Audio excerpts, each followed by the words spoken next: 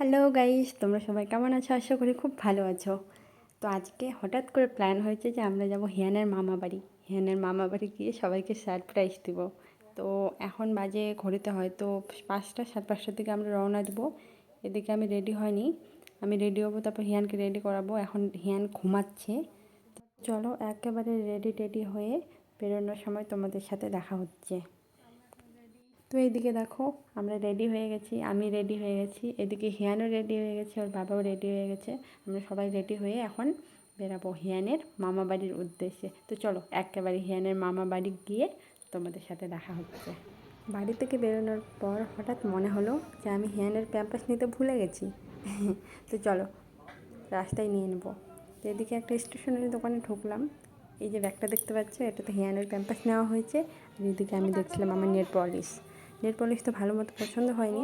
তো এদিকে ক্লিপ দেখছিলাম, দাদাকে বলছিলাম যে নতুন ডিজাইন এসছে কিনা। তো এই যে দেখো, এগুলো সব আগের ডিজাইন। আমার ক্লিপও যেন আমার ঠিক রকম পছন্দ হচ্ছিল না, তাই ভাবছিলাম যে নিব না।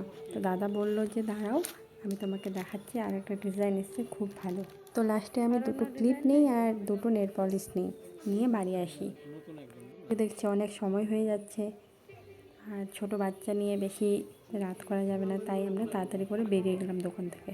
আমি ভাবছি এটাই যে বাড়ি যাওয়ার পর হিয়ানকে দেখার পর হিয়ানের দিদুনের রিয়াকশান কি হবে। তো চলো বাড়ি গিয়ে দেখা হচ্ছে তোমাদের সাথে।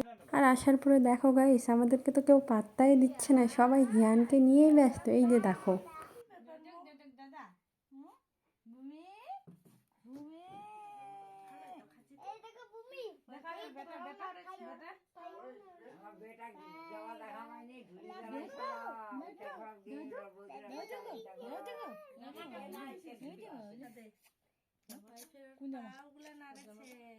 উনায় ধাপত ছিল হে ধুলা না গেছে ওটা কেন পিনবো সুমারে আছে কিন্তু এটা হচ্ছে তার পরের দিন গাইস। আমরা আজকে বাড়ি চলে যাব। আর মাঝখানে কোনো ভিডিও দেওয়া হয়নি, কারণ হচ্ছে আমার কাছে কোনো ফোন ছিল না। আর তোমাদের দাদাভাই আমাদেরকে রেখে সেদিনই বাড়ি চলে এসেছিলো, আর আজকে এসছে নিতে। আজকে আমরা বাড়ি চলে যাব, আমরা রেডি হয়ে গেছি, হিয়ানও রেডি হয়ে গেছে, ওর দিদুন ওকে ঠাকুর প্রণাম করালো। এদিকে আমিও প্রণাম করে নিলাম। এখন আমরা বেরাবো।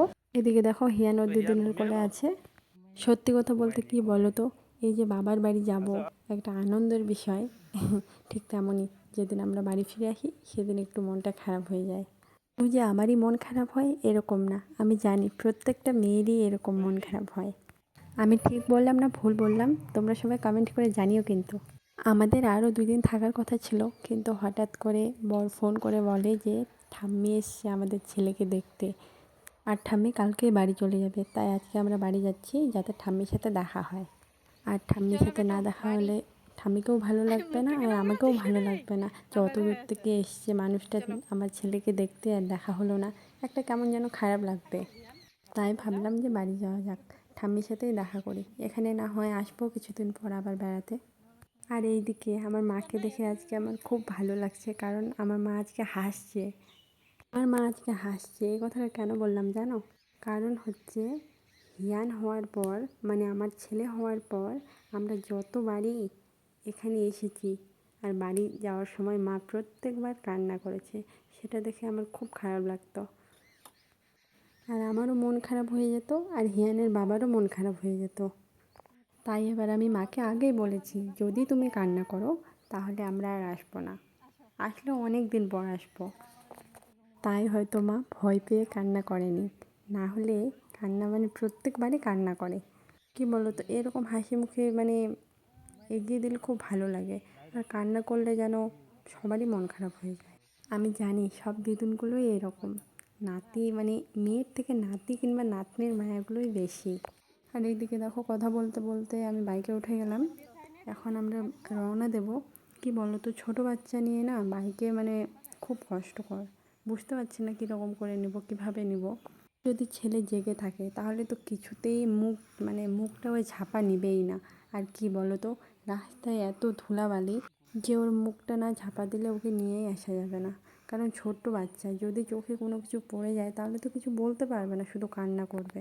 তাই আমি ওকে ঝাপা দিয়ে নিয়ে আসার চেষ্টা করছিলাম, কিন্তু কী আর বলবো, তো ওই ছটপট করছে যে ওকে ঝাঁপায় দেওয়া যাচ্ছে না।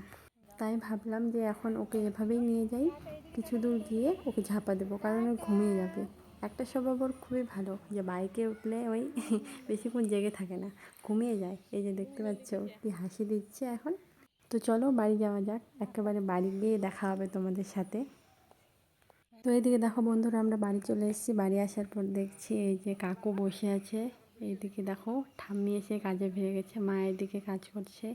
ঠাম্মি এই যে সজনে ডাঁটা কাটছে, আর ওই যে মা মা হচ্ছে কি ওগুলো মাছ কাটছে। তারপরে সন্ধ্যাবেলা এইদিকে দেখো বাবা আর ছেলে মিলে খেলা করছে। কি বলো তো, হিয়ান যদি ওর বাবাকে পেয়ে যায় তো খুব ভালো খেলবে, বাবার সাথে খুব মানে ভালো খেলে, খুব গল্প করবে, হাসবে, খেলবে।